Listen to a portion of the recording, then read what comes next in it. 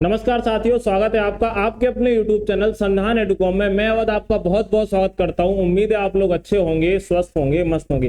देखिए भाई, जैसे कि आपको पता था कि यूपी पुलिस की हम सीरीज चला रहे थे, ठीक है ना। कौन सी सीरीज चला रहे थे? लाठी सीरीज। कौन सी चला रहे थे? लाठी सीरीज करा रहे थे, ठीक है ना। और इसमें भैया मेरे 2 पोर्शन हो चुके थे, ठीक है ना। और हमने आपको क्या बताया था कि हम हर सब्जेक्ट के 100 से लेके 500 क्वेश्चन, यानी हो सकता है किसी सब्जेक्ट के 100 और किसी के 500, ठीक है ना। जीएस में ये क्वेश्चन हम आपको करा देंगे, जिससे कि क्या है, आपके एग्जाम में फंस जाएगा, ठीक है। मतलब अगर आप इतने रट्टा मार लेंगे ना, तो आप ये समझ लीजिए कि जितना ज्यादा हो सकेगा ना उतना हम प्रैक्टिस करा देंगे, और जितनी ज्यादा आप प्रैक्टिस करेंगे उतना ही बेहतर रहेगा, ठीक है ना मेरे भाई। तो फटाफट से आ जाइए क्लास में, और एक बार आप लोग क्लास को ज्वाइन करेंगे, ठीक है। और चैनल को सब्सक्राइब करना बिल्कुल मत भूलिएगा। लाइक आप लोग नहीं करते हैं, लाइक जरूर करिएगा, ठीक है। आज का मोटिवेशन कोट देख लेते हैं भैया, क्या कह रहा है। अगर आपके अंदर कुछ करने की चाहत है तो इस दुनिया में आपके लिए असंभव जैसा कुछ भी नहीं। अगर आपके अंदर जुनून है, जज्बा है, अगर आप कुछ करना चाहते हैं, ठीक है ना, तो आपके लिए ना कुछ भी असंभव नहीं है मेरे भाई, ठीक है ना। कुछ भी असंभव नहीं है, ठीक है। तो चलते हैं आज अपने क्वेश्चन की तरफ। फटाफट से क्वेश्चन देखेंगे, बहुत अच्छे से क्वेश्चन को फरियाएंगे, ठीक है ना। और जो डेली क्लास रहती है, यह क्लास आप डेली लिया करो, ठीक है। और अच्छे से नोट भी आप लोग किया करो, ठीक है ना। क्योंकि जो क्वेश्चन रहने वाले हैं ना, बहुत ही बेहतर रहने वाले हैं, आपको देखने को मिलेंगे। बहुत मेहनत से क्वेश्चन बनाए जाते हैं, ठीक है ना। और दूसरी बात क्या है कि आपके एग्जाम में आने के चांस बहुत ज्यादा है, ठीक है ना मेरे भाई। चलो फटाफट से शुरू करते हैं। पहला क्वेश्चन भैया क्या कह रहा है, निम्नलिखित पंचवर्षीय योजनाओं में कौन सी योजना अनावृष्टि और 2 युद्धों के कारण प्रभावित हुई? बताइए भैया, निम्न में से कौन सी पंचवर्षीय योजना है जो कि साफ साफ वो क्या कह रहा है, कौन सी योजना अनावृष्टि और 2 युद्धों के कारण प्रभावित हुई थी? पहला ऑप्शन है प्रथम पंचवर्षीय योजना, दूसरा है तीसरी पंचवर्षीय योजना, और चौथा ऑप्शन क्या दे रहा है, सॉरी तीसरा दे रहा है पंचम पंचवर्षीय योजना, और लास्ट ऑप्शन है छठी पंचवर्षीय योजना, ठीक है ना मेरे भाई। तो फटाफट से आप क्या करेंगे, इसका करेक्ट आंसर कर देंगे, ठीक है ना। तो फटाफट से बता दीजिए इसका करेक्ट आंसर क्या हो जाएगा। तो देखो भाई, जो कौन सी थी तीसरी पंचवर्षीय योजना, कौन सी थी मेरे भैया? तीसरी जो पंचवर्षीय योजना थी, ठीक है ना, वह अनावृष्टि और 2 युद्धों के कारण प्रभावित हुई थी, जिसमें भारत चीन युद्ध शामिल था और भारत पाकिस्तान युद्ध शामिल था, ठीक है ना मेरे भैया। ठीक है, आइए इसके बारे में कुछ इंपॉर्टेंट देख लेते हैं, ठीक है ना। महत्वपूर्ण एक बार देख लेते हैं। क्या कह रहा है, पहली जो पंचवर्षीय योजना है आपको ये नोट करना है, ठीक है। नोट करने के लिए क्या कह रहा है, पंडित जवाहरलाल नेहरू के नेतृत्व में 1951 से 56 में शुरू की गई थी। यानी पहली पंचवर्षीय योजना की शुरुआत जवाहरलाल नेहरू ने की हुई थी, ठीक है ना। और यह किस मॉडल पर आधारित थी? तो हेरोड की, किसके भैया? हेरोड डोमर मॉडल पर आधारित थी, ठीक है ना। ये इंपॉर्टेंट है, आपको ये चीज नोट कर लेनी है, ठीक है ना। हेरोड डोमर, ठीक है ना, ये मॉडल पर आधारित थी, ठीक है। इसको आपको नोट करना बहुत जरूरी है, ठीक है ना। दूसरी बात है, इसको गडगिल योजना के नाम से भी जानते हैं। किस नाम से जानते हैं भैया? इसको गडगिल, सॉरी इसको नहीं, तीसरी पंचवर्षीय योजना को एग्जाम में पूछा गया था। जो तीसरी पंचवर्षीय योजना थी, जो कि हमने आपको क्वेश्चन बताया, इसको हम गडगिल योजना के नाम से भी जानते हैं। किस नाम से जानते हैं मेरे भाई? गडगिल योजना के नाम से भी जानते हैं मेरे भैया, ठीक है ना। ये आप लोग नोट जरूर करना, ठीक है ना। दूसरी बात क्या है कि देश का जो पहली पंचवर्षीय योजना है, उसमें देश का कृषि विकास इस योजना का प्रमुख उद्देश्य था, ठीक है ना। देश का जो कृषि विकास था वो योजना का क्या था? प्रमुख उद्देश्य था, ठीक है ना। समझ में आया कि नहीं आया? अब तीसरी पंचवर्षीय योजना का नेतृत्व किसने किया था? तो भैया इसका भी पंडित जवाहरलाल नेहरू ने किया था। इसको गडगिल योजना के नाम से जाना जाता है। स्वतंत्र अर्थव्यवस्था, कृषि और गेहूं का उत्पाद में सुधार इसका प्रमुख उद्देश्य था, ठीक है ना मेरे भाई। तो इसका फटाफट से आप देख लीजिएगा, इसका कौन सा आंसर करेक्ट हमने आपको बताया था? तीसरी पंचवर्षीय योजना, ठीक है। कौन सा युद्ध था भैया? तो याद रखना कौन सा था? भारत पाकिस्तान युद्ध, ठीक है ना, और भारत चीन युद्ध। कौन सा भैया मेरे? भारत चीन युद्ध, ठीक है ना। ठीक है, चलो भैया बढ़ते हैं अगले क्वेश्चन की तरफ। फटाफट से एक बार आप लोग आ जाएंगे। उत्तर प्रदेश का राजकीय वृक्ष है, क्या है भैया मेरे? उत्तर प्रदेश का राजकीय वृक्ष क्या है, ठीक है ना। उत्तर प्रदेश का, जेने सट जाओ वहां से, ठीक है। उत्तर प्रदेश का राजकीय वृक्ष क्या है भैया मेरे? फटाफट से एक बार आप लोग आंसर दे देंगे, ठीक है ना, कि उत्तर प्रदेश का राजकीय वृक्ष क्या है, ठीक है ना। 1 मिनट आप लोग रुक जाना, ठीक है भाई। बताइए उत्तर प्रदेश का राजकीय वृक्ष क्या है, ठीक है ना। ए ऑप्शन है भैया बरगद का पेड़, बी ऑप्शन है अशोक का पेड़, सी ऑप्शन है आम का पेड़, और डी है इनमें से कोई नहीं। तो अब आप बताएंगे उत्तर प्रदेश का राजकीय वृक्ष क्या है। तो आप क्या बताएंगे भैया? उत्तर प्रदेश का जो राजकीय वृक्ष है वह क्या है? अशोक का पेड़। क्या है मेरे भाई? अशोक का पेड़ जो है वह उत्तर प्रदेश का राजकीय वृक्ष है, ठीक है। क्या है? उत्तर प्रदेश का राजकीय वृक्ष, ठीक है ना। अगर आपसे पूछे यूपी का राजकीय पक्षी, क्या पूछे? यूपी का राजकीय पक्षी अगर आपसे पूछ रहा है तो आप क्या बता दोगे भैया? सारस है। क्या है भैया? सारस है, ठीक है ना। अगर आपसे पूछे क्या राष्ट्रीय पुष्प, क्या पूछ दे, राष्ट्रीय पुष्प, ठीक है ना। तो राष्ट्रीय पुष्प आप क्या बता दोगे, पलाश है। क्या है भैया, पलाश है, जिसको टेंसू के नाम से भी जानते हैं। किस नाम से जानते हैं भैया, टेंसू के नाम से भी जानते हैं, ठीक है ना। चलिए इसके बारे में भाई कुछ इंपॉर्टेंट देख लेते हैं फटाफट से, क्या कह रहा है अपना इंपॉर्टेंट, ठीक है ना। तो देखो पहले उत्तर प्रदेश राज्य दिवस कब मनाया जाता है, 24 जनवरी को।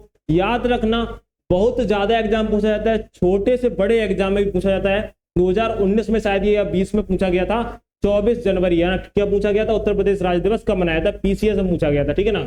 24 जनवरी 1950 को संयुक्त प्रांत का नाम बदलकर उत्तर प्रदेश रखा गया, ठीक है, ये भी इंपॉर्टेंट है। उत्तर प्रदेश में जिलों की संख्या कितनी है भैया, तो जिले 75 है। नगर निगम भैया कितने हैं, तो नगर निगम 17 है, ठीक है। कितने नगर निगम है, 17 है, ठीक है। राज्य पशु की बात करें उसका 12 सिंगा है, जिसको हम लोग दलदल मृग के नाम से जानते हैं। किस नाम से जानते हैं, दलदल मृग के नाम से जानते हैं, ठीक है ना।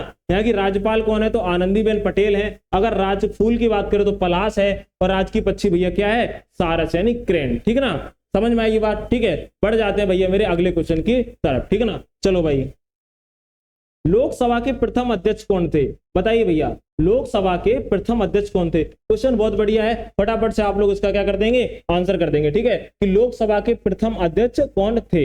ए ऑप्शन है के.एस. हेगड़े, ठीक है। बी ऑप्शन है हुकुम सिंह, ठीक है ना। सी ऑप्शन है M.A. आयंगर, और डी ऑप्शन क्या है, गणेश मावलंकर, ठीक है। तो बताइए लोकसभा के प्रथम अध्यक्ष कौन थे।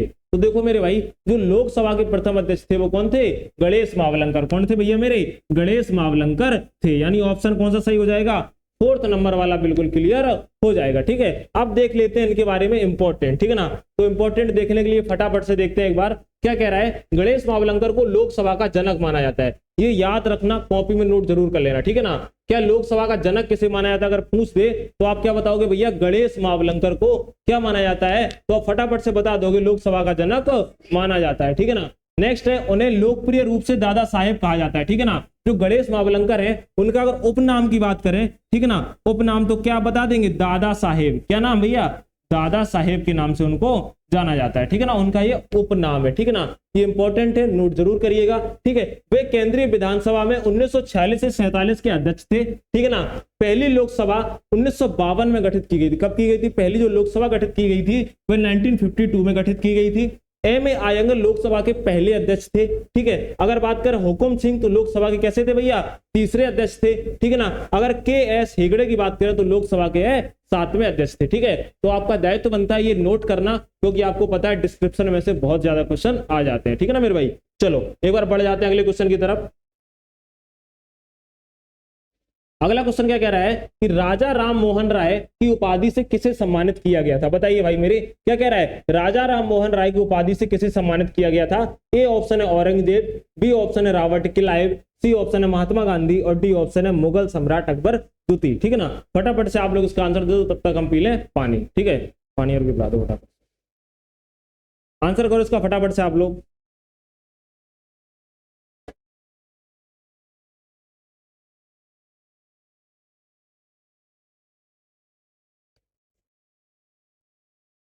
ठीक है भैया, चलो एक बार आ जाओ। क्या कह रहा है भैया, राजा राम मोहन राय को उपाधि से किसने सम्मानित किया था। किसे नहीं भैया, किसने, ठीक है ना। क्या हो जाएगा यहाँ पर, किसने, ठीक है ना, किसने सम्मानित किया गया था, ठीक है ना। तो फटाफट से आप बता दो एक बार।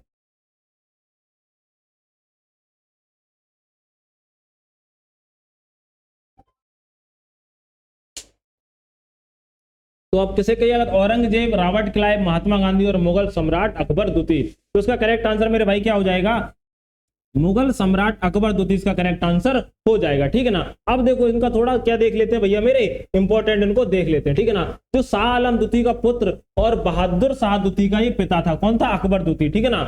नेक्स्ट अगर देख लेते हैं, क्या कह रहा है, इसे हिंदू मुस्लिम एकता उत्सव का फूल वालों की सैर शुरू करने का श्रेय को दिया जाता है, ठीक है। औरंगजेब छठा मुगल सम्राट था, ठीक है ना, इतना आप याद कर लेना, ठीक है। इसे प्रसिद्ध उपाधि आलमगीर के लिए जाना जाता है, ठीक है ना।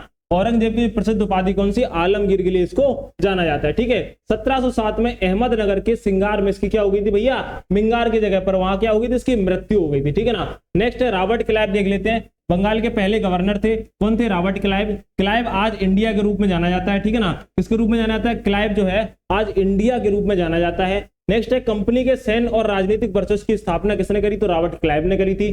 ठीक है ना। बंगाल में दोहरी प्रणाली कौन लाया था? रॉबर्ट क्लाइव लाया हुआ था, जिसमें दीवानी और निजामत दोनों शामिल थी, ठीक है ना मेरे भाई। नेक्स्ट है महात्मा गांधी, पूरा इनका नाम क्या है? मोहनदास करमचंद महात्मा गांधी है, ठीक है। 2 अक्टूबर 1869 को पोरबंदर में इनका क्या हुआ था मेरे भाई?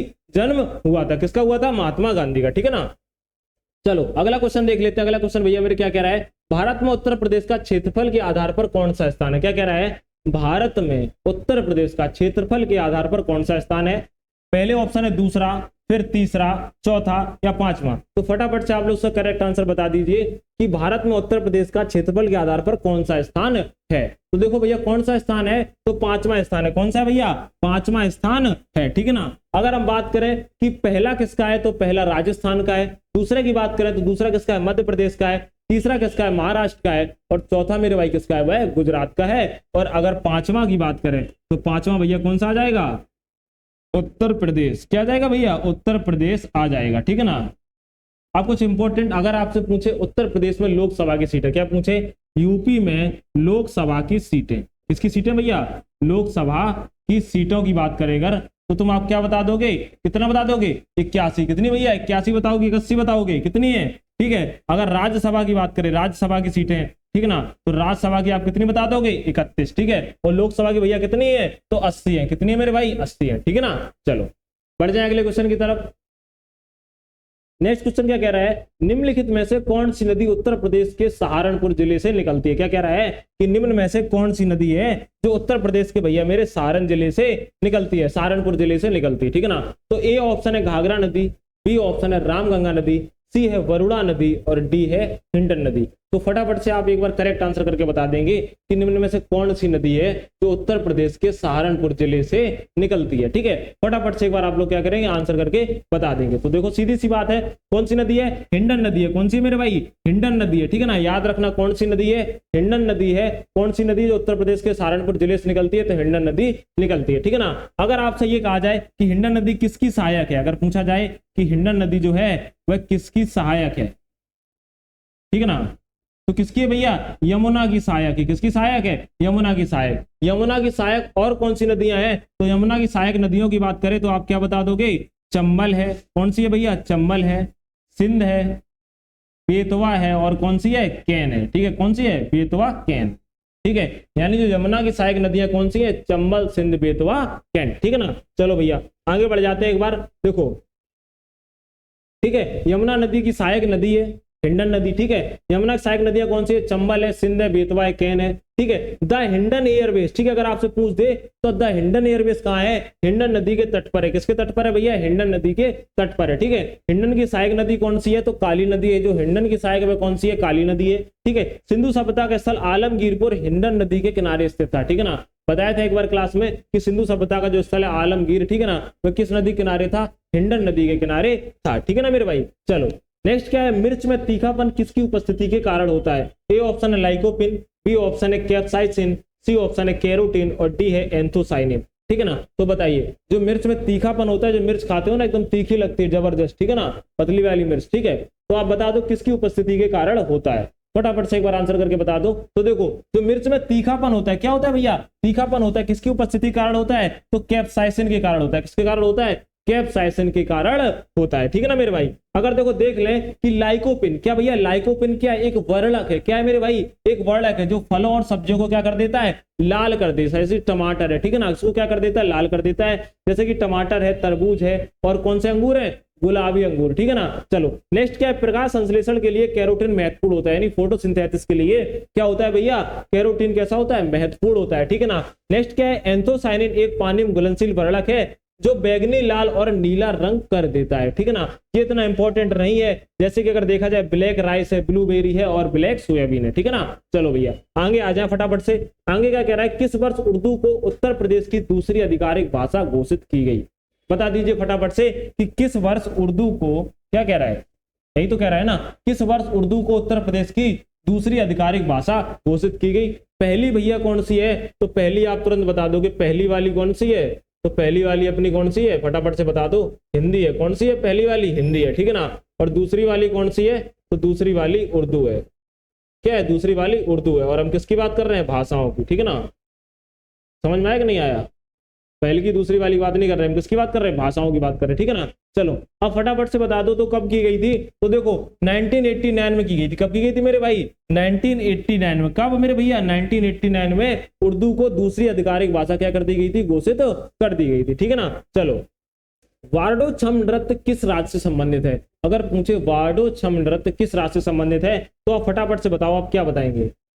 दिख रहा है ना, दिख रहा है कि नहीं दिख रहा है, ठीक है। वार्डो छम नृत्य किस राज्य से संबंधित है, ए ऑप्शन है असम से, बी ऑप्शन है राजस्थान से, सी है बिहार से और डी है अरुणाचल प्रदेश से, ठीक है। तो देखो जो वार्डो छम नृत्य है वह किस राज्य से संबंधित है, तो आप बता दोगे किससे संबंधित है, अरुणाचल प्रदेश से संबंधित है, ठीक है ना। अगर हम असम के नृत्य की बात करें तो असम का आप क्या बता दोगे, बिहू है, कौन सा है, बिहू है, और कौन सा है, बिछुआ है, कौन सा है, बिछुआ है, और कौन सा है भैया, तबल चौगली है, कौन सा है, तबल चौगली, ठीक है ना। ये कहाँ के हैं भैया, फटाफट से बता दोगे, कहाँ के हैं, कहाँ के हैं, असम के, ठीक है। अगर हम बात करें भैया राजस्थान की तो राजस्थान का आप क्या बता दोगे, घूमर है, कौन सा है, घूमर है, और कौन सा है भैया मेरे, सुईसिनी है, कौन सा है, सुईसिनी यहाँ के प्रमुख नृत्य है, ठीक है ना। बिहार का मेरे को याद नहीं आ रहा है, ठीक है ना मेरे भाई। चलो अगर आपको बिहार का पता है तो आप कमेंट में करके जरूर बताइएगा, ठीक है ना। चलिए नेक्स्ट क्या, अगर अरुणाचल प्रदेश के और कौन कौन से नृत्य है तो भैया देखो अजीलामू है, चलो है, हिरी खनिंग है, शेर और मोर का नृत्य है। ये कहाँ का है, अरुणाचल प्रदेश का है, ठीक है ना। नेक्स्ट अरुणाचल प्रदेश का राजकीय पक्षी कौन सा है, हॉर्नबिल, यानी इसके नाम पर त्योहार भी मनाया जाता है, हॉर्नबिल महोत्सव भी मनाया जाता है, ठीक है ना। राजकीय पशु इसका कौन सा है, तो भैया मिथुन है। अगर राष्ट्रीय उद्यान की बात करें तो भैया मौलिक राष्ट्रीय उद्यान है, ठीक है ना। अगर हम बात करें और कौन सा है, नामदफा राष्ट्रीय उद्यान है, ठीक है ना। ये सब कहाँ पे, अरुणाचल प्रदेश में है। चलो ठीक है, बढ़ जाए आगे फटाफट से। चलो क्वेश्चन नंबर 10 क्या कह रहा है, यह इस सेशन का लास्ट क्वेश्चन है, ठीक है ना। आप लोग उसका फटाफट से आंसर कर देंगे, क्या कर देंगे मेरे भाई, इसका क्या कर देंगे आप लोग, आंसर, ठीक है ना। चलो क्या कह रहा है, नील नदी को किस देश की रीढ़ के रूप में जाना जाता है, क्या कह रहा है कि नील नदी को किस देश की रीढ़ के रूप में जाना जाता है। ए ऑप्शन है सूडान, बी ऑप्शन है मिस्र, सी ऑप्शन है सऊदी अरब और डी ऑप्शन है मोरक्को, ठीक है। तो फटाफट से आप लोग इसका करेक्ट आंसर बता देंगे, चलो फटाफट से बता दो। तो देखो नील नदी को अगर बोला जाए ना, नील नदी की देन, ठीक है ना, तो अगर बोला जाए कौन सा, मिस्र है भैया, ठीक है ना। मिस्र को नील नदी की देन बोला जाता है, तो उसका करेक्ट आंसर क्या हो जाएगा, मिस्र हो जाएगा, ठीक है ना। किस देश की रीढ़, तो मिस्र की रीढ़ किसको माना जाता है, नील नदी को माना जाता है। यानी पूरा जो खर्चा वगैरह चलता है, सारी जीविकाएं वगैरह अक्सर कर चलती हैं, किसके सारे चलती हैं, नील नदी के सारे मेरे भाई चलती है, ठीक है। नील नदी दुनिया की सबसे लंबी नदी है, ठीक है। हम आपसे इतने बार बोले कि कभी भी आप क्लास लीजिएगा डिस्क्रिप्शन जरूर नोट करिएगा, प्रीवियस ईयर पढ़िएगा, उसका डिस्क्रिप्शन पढ़िएगा, ठीक है ना। क्योंकि उससे क्या रहता है कि जो क्वेश्चन है ना उसके बारे में इंपॉर्टेंट तथ्य लिखे रहते हैं, जो कि हो सकता है आपके एग्जाम में पूछे जाए, ठीक है ना। चलो नील नदी दुनिया की सबसे लंबी नदी है, इसके बेसिन में युगांडा है, सूडान है और दक्षिणी सूडान है और इथोपिया और मिस्र जैसे देश शामिल है, ठीक है ना। यह विक्टोरिया झील से शुरू होती है और भूमध्य सागर में मिल जाती है, ठीक है ना। इसके प्रमुख बसे हुए शहर कौन से हैं, तो आप कौन कौन से बता दोगे, अलेक्जेंड्रिया जो कि मिस्र में है, ठीक है, काहिरा जो कि मिस्र में है और खार्तूम है वो कहां पर है, सूडान में, ठीक है ना। तो देखो मेरे भाई ये था ना आज की इंपॉर्टेंट क्लास, ठीक है ना। उम्मीद है आपको क्लास बहुत अच्छी लगी होगी, ठीक है। और आप लोग शेयर जरूर करिएगा, एक बार सभी लोगों के पास भेजिएगा और अपने हो सके ना तो जितना ज्यादा हो सके कि इसकी जो पिछली क्लासें पड़ी हुई हैं वो एक बार आप लोग जरूर देखिएगा, ठीक है ना। चलिए मिलते हैं नेक्स्ट क्लास में, अपना ख्याल रखिएगा, जय हिंद।